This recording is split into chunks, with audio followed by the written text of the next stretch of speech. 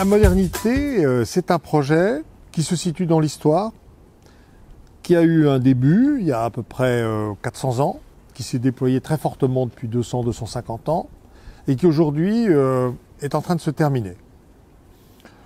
C'est un projet qui est un projet d'émancipation, dans lequel l'homme, au fond, s'est progressivement... il a voulu, au fond, être autonome. Il a voulu se rendre autonome de la nature, il a voulu se rendre autonome des autres, comme individu, comme personne. Il a voulu se rendre autonome de Dieu. Et au fond, c'est un projet qui, aujourd'hui, a transformé notre monde. Pour prendre une conscience de cette transformation, on pourrait dire, cette transformation, on pourrait l'appeler la modernisation. Voilà. La modernisation, aujourd'hui, c'est par exemple... peut se présenter sous un jour familier, sympathique, confortable, comme par exemple quand je modernise une vieille maison ou un appartement dont j'ai hérité, qui est sale, crasseux, mal isolé, pas bien chauffé, vieillot, et donc je fais faire des travaux, je fais tout ce qu'il faut, je mets de l'électricité, je mets un bon chauffage, j'isole, je retire des vieilles moquettes sales, je ponce le parquet, je mets je refais des petites salles de bain, je fais une bonne cuisine, enfin des tas de choses qui font que je vois quelque chose d'agréable qui arrive. Donc là, je me dis la modernité, c'est bien, c'est confortable la modernité. Alors, si je regarde dans d'autres domaines, comme par exemple l'agriculture, la modernité, qui est assez récente puisqu'elle date de la Deuxième Guerre mondiale, la fin de la Deuxième Guerre mondiale, il y a eu tout un mouvement de modernisation de l'agriculture qui a amené progressivement à transformer, on va dire, une situation de coopération entre les humains et la nature, les espèces végétales et animales, qui s'était établie depuis une dizaine de milliers d'années et qui fonctionnait assez agréablement. Je dis de coopération parce que, au fond, il y a eu des adaptations réciproques entre l'humain et des espèces végétales et animales qui se sont rapprochées. Au début, ça a été même... on dit qu'aujourd'hui, par exemple, quand les humains se sont rapprochés des animaux, eh ben, ça a donné au début des tas de maladies qui n'existaient pas. C'est pareil d'ailleurs quand les humains se sont rapprochés entre eux pour constituer des villes. On a vu arriver des maladies qui n'existaient pas avant. Et puis ça a créé un contexte tout à fait nouveau, en fait, qui a changé complètement le cours de l'humanité, de façon très positive. Voilà. Avec la modernité, tout d'un coup, cette idée de coopérer avec la nature se transforme. L'homme lui-même, d'une certaine manière, prend une distance avec son appartenance avec la nature et il se met dans une logique, on va dire, utilitaire. Donc la nature devient un objet d'exploitation pour construire ce fameux confort dont nous parlions tout à l'heure. Et avec ce confort, au fond, avec la perspective de ce confort, on se met d'une certaine manière à introduire des changements de notre monde. Par exemple, l'agriculture devient une agriculture mécanique industrielle.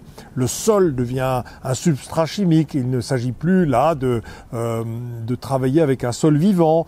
On va accélérer, on va rendre beaucoup plus efficace et productif des séquences d'élevage. On va introduire la zootechnie, l'élevage industriel. Et tout se fait en fonction de cette logique de profit. Avant, il y avait une espèce d'équilibre de vie qui faisait que on conduisait un équilibre de vie durable, mais tout d'un coup, on met tout le paquet sur, disons, l'efficacité et la productivité. Et ce changement, on le voit arriver dans des tas de domaines, par exemple dans le domaine de l'énergie. On le voit aujourd'hui dans le domaine de la relation au corps humain. Le corps humain devient lui-même un objet de transformation, de changement, la procréation. L'idée même de vie humaine change avec la modernité. Au début, dans la civilisation judéo-chrétienne, la vie avait un statut à part. La vie, c'était sacré, la vie humaine. Aujourd'hui, elle devient, au fond, on l'évalue. Un embryon, d'une certaine manière, doit satisfaire un certain nombre de critères, on va dire, techniques et sociaux pour être un être humain. Une personne âgée, une personne qui est en train de perdre ses moyens, progressivement, sa vie doit satisfaire un certain nombre de critères pour être digne d'être vécue. Mais c'est pas la personne qui parle, c'est l'environnement social qui parle. Pour ou contre la modernité, c'est difficile de répondre à cette question parce que au fond, elle fait partie de notre histoire, cette modernité. C'est les 400 dernières années. Elles ont profondément transformé ce monde, elles ont amené des choses dont certaines peuvent être considérées comme favorables et d'autres au fond, ne sont pas, on va dire aujourd'hui, on dit soutenables. C'est-à-dire, si on continue comme ça, on va tous dans le mur. Donc, il faut bien trouver un chemin. Historiquement, il y a toujours eu des critiques de la modernité, mais ils ont été discrédités toujours, avec toujours le même genre d'argument, c'est-à-dire qu'on disait, mais vous voulez, en fait, on voit très bien ce que vous voulez faire, vous voulez revenir à la bougie, vous êtes passéiste, vous rejetez la technique, vous ne comprenez pas les progrès accomplis, on n'arrête pas le progrès, on n'arrête pas la créativité, ou bien vous avez la peur du progrès, vous êtes archaïque, vous êtes passéiste, vous êtes réactionnaire, vous êtes nostalgique, vous êtes obscurantiste, et pire, vous êtes anti-moderne. Ça, c'était l'injure suprême. Voilà.